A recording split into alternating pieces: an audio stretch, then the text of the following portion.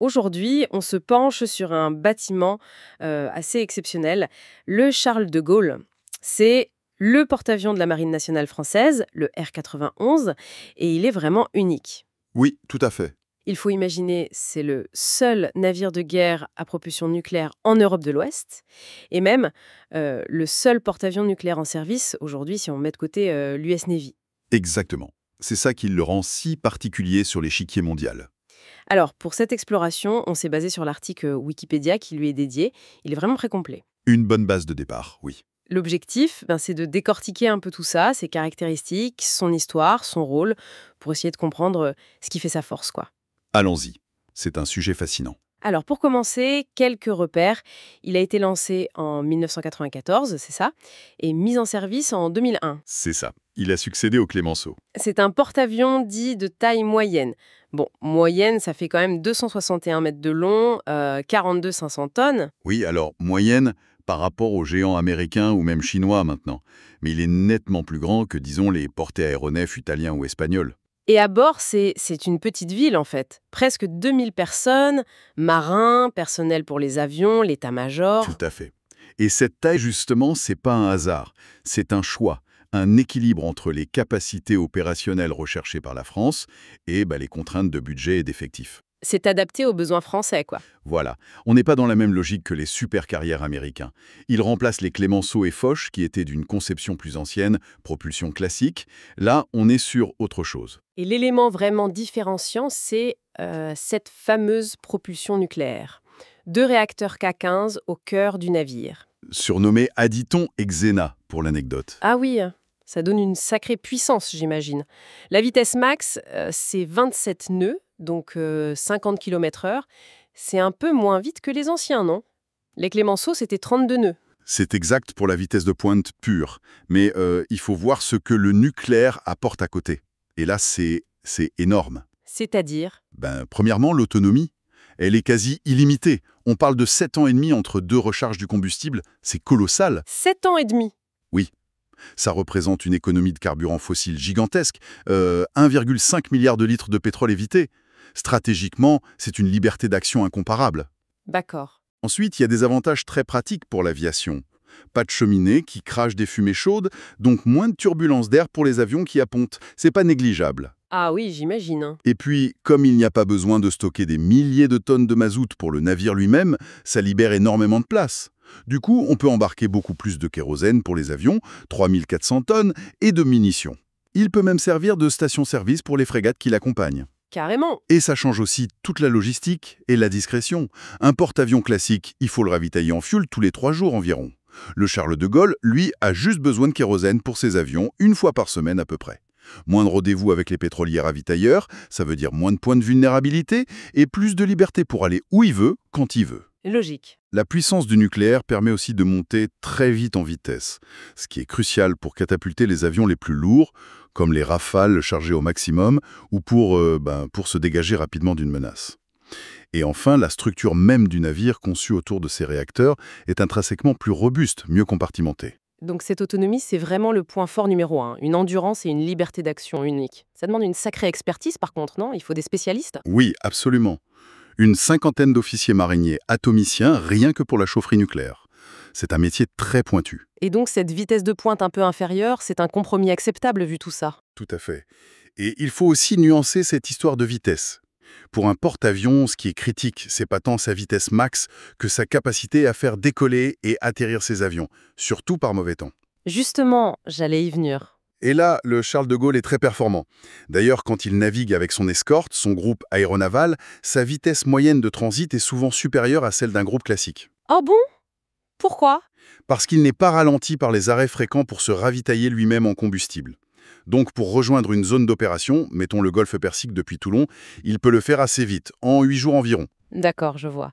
Et pour opérer par mer agitée, il a des systèmes spéciaux, c'est ça? Satrape, cogite? Oui, des systèmes de stabilisation très sophistiqués. Le SATRAP gère le pilotage automatique et la tranquillisation. Et le COGIT, c'est assez étonnant. Ça utilise des masses mobiles, 240 tonnes de wagonnets, qui se déplacent sur des rails à l'intérieur pour contrer l'agite, l'inclinaison du navire. 240 tonnes de wagonnets. Oui. Le résultat, c'est que le pont d'envol reste quasiment plein, même par mer formée. La gîte est limitée à 1 ou 3 degrés maximum. Et ça, c'est crucial pour les avions, j'imagine. C'est fondamental. Ça permet de continuer les opérations aériennes, les catapultages et les appontages, même par mer fort 5 ou 6, c'est-à-dire avec des vagues de 4 à 6 mètres. Ah oui, quand même. C'est une capacité que n'avaient pas les Clemenceau dans ces conditions-là, surtout pour des avions lourds. Le Charles de Gaulle peut gérer des appareils de plus de 20 tonnes dans cette météo. La stabilité, c'est la clé de la permanence des opérations. Et pour lancer ces avions, justement, il y a les catapultes. 2 catapultes à vapeur, comme sur les porte-avions américains. C'est le système Catobar. Exactement. Catapulte Assisted Takeoff, but Arrested Recovery. Décollage assisté par catapulte et récupération par brin d'arrêt. Elles font 75 mètres de long. Et ça propulse un avion de 25 tonnes à presque 300 km/h en 2 secondes. Oui, l'accélération est phénoménale, de l'ordre de 4 à 5 G. Il peut en lancer un toutes les 30 secondes. Et pour l'atterrissage, l'appontage, c'est 3 câbles tendus sur le pont, les brins d'arrêt, qui stoppent l'avion sur à peine 90 mètres. Impressionnant. Ce choix du catobar, c'est vraiment structurant. Ça a des avantages et quelques inconvénients par rapport à d'autres systèmes comme le STOVL, décollage court, atterrissage vertical, ou le STOBAR, avec tremplin. Lesquels? L'avantage majeur, c'est de pouvoir utiliser des avions de combat conventionnels, souvent plus performants, plus lourds, qui emportent plus d'armes et de carburant. Mais surtout, ça permet d'embarquer des avions spécialisés absolument essentiels. Des avions de guet aérien, comme le E-2 Hawkeye. Le fameux Hawkeye. Voilà, c'est une sorte de radar volant, un poste de commandement aéroporté qui multiplie par 10 la capacité de détection et de contrôle de l'espace aérien à des centaines de kilomètres. C'est un avantage énorme que très peu de marines dans le monde possèdent, en dehors de l'US Navy. Donc ça, c'est grâce au Catobar. Principalement, oui. Le petit inconvénient du système, c'est que la configuration du pont avec la piste oblique ne permet pas de catapulter et d'apponter exactement au même moment. Il y a une petite contrainte de séquençage. D'accord. Alors parlons justement de ce qui vole. Le groupe aérien embarqué, le GAE. C'est quoi la composition type? Ça varie selon la mission, bien sûr, mais la capacité maximale est d'environ 40 aéronefs. Depuis la retraite des super-étendards en 2016, le chasseur principal, c'est le Rafale Marine, c'est ça? Généralement une trentaine. Oui, le Rafale Marine F3R, aujourd'hui, c'est l'épine dorsale. La capacité théorique est même de 36 Rafales. À côté des Rafales, il y a ces fameux Hawkeye, 2 E2C actuellement, qui vont bientôt être remplacés par la version E2D, encore plus performante. Tout à fait. Ces avions sont cruciaux. Et puis, il y a les hélicoptères. Un Dauphin, Pedro, pour le sauvetage en mer. Indispensable s'il y a un crash au décollage ou à l'appontage. Des Panthères pour le renseignement, des Caïmans pour le transport ou la récupération de pilotes en zone hostile, ce qu'on appelle le RESCO. Et parfois, des hélicos de l'armée de terre ou de l'air peuvent s'ajouter selon les besoins. Le Hawkeye, pour revenir dessus, c'est vraiment ce qui donne au groupe aéronaval français une capacité de commandement et de contrôle C2 unique en Europe. Ça permet de gérer des opérations aériennes très complexes, des raids avec de nombreux avions, les Comao. Et le Rafale Marine? Sa grande force, c'est sa polyvalence. Chasse, attaque au sol, reconnaissance, frappe nucléaire. Il sait tout faire. Et il a cette capacité unique de nounou. Un Rafale peut ravitailler en vol un autre Rafale, ce qui augmente considérablement la portée des missions. Ah oui, c'est malin ça! C'est souvent comparé avantageusement dans la littérature spécialisée à d'autres couples avions-porte-avions, comme le F-35 sur les porte-avions britanniques par exemple, notamment grâce à l'Hawkeye et cette polyvalence du Rafale. Et en termes de rythme opérationnel, ça donne quoi C'est solide. Le groupe aérien peut soutenir une centaine de sorties par jour pendant une semaine sans que le navire ait besoin de refaire le plein de munitions ou de kérosène pour les avions. L'exemple souvent cité, c'est l'opération Harmattan en Libye, en 2011. Oui, c'est un bon exemple. Avec seulement 18 avions au départ, ils ont réalisé plus de 1500 sorties en 5 mois.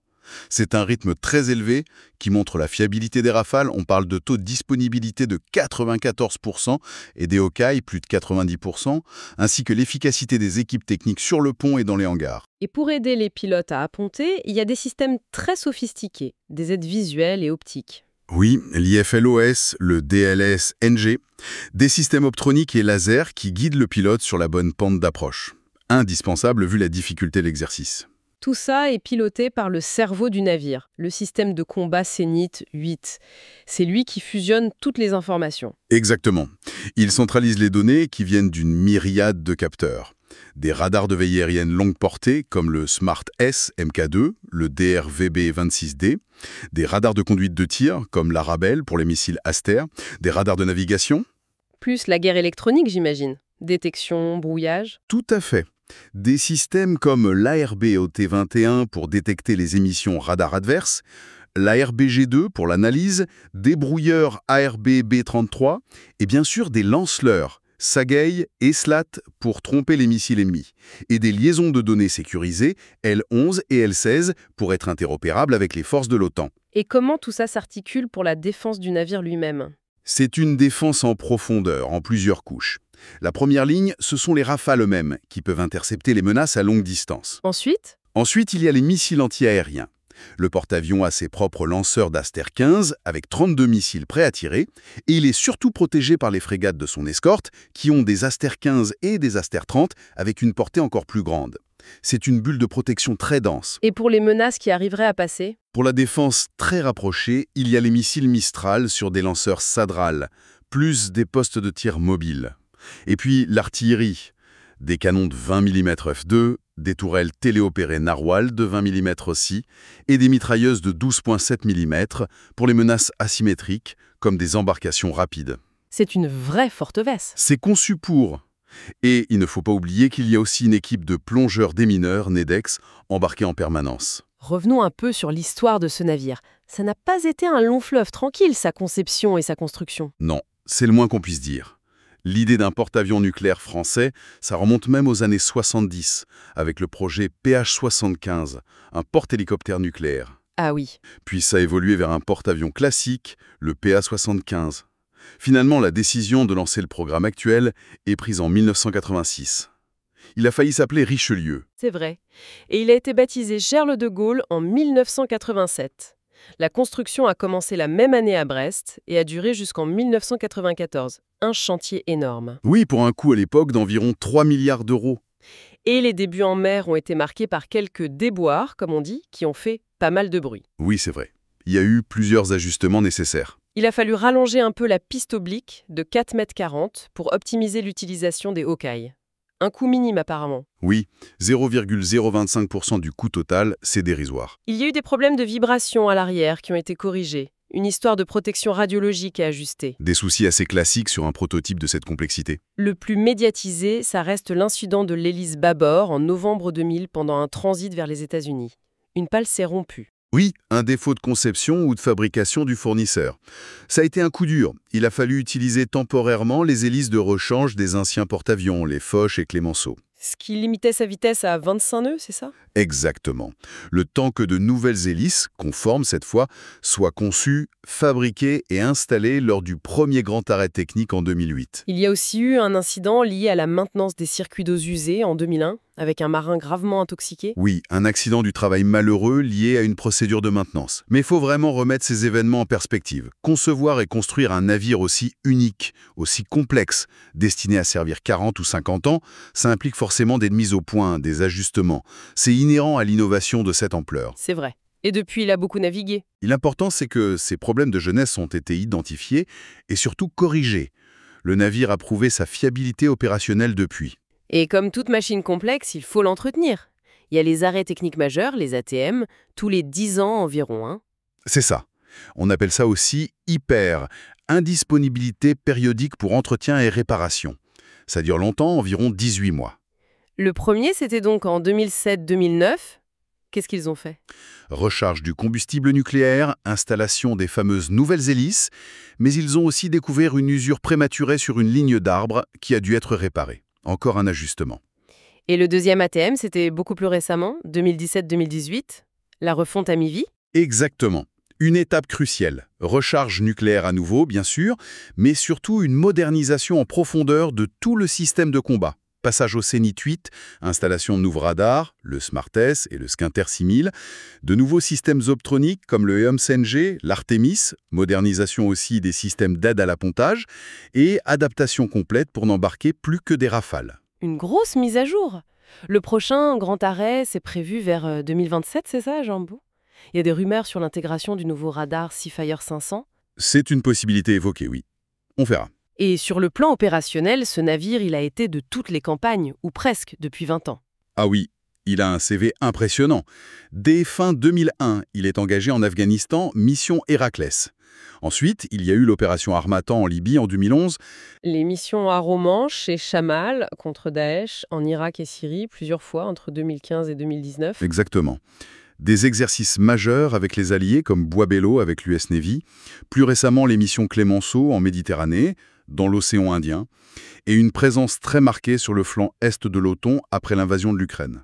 Il a même reçu une décoration américaine, la Meritorious Unit Commendation, et il a commandé la Task Force 50 américaine, une force aéronavale US. C'est pas rien quand même.